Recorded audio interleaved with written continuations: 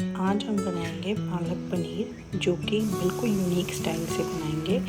ये पालक पनीर हम पालक और मूंगी की दाल को मिक्स करके बनाएंगे, जो बहुत ही न्यूट्रिशन और बहुत ही हेल्दी बनेगी। आप इसे ज़रूर अपने घर में ट्राई करिएगा और मुझे बताइएगा कि ये कैसी बनी है।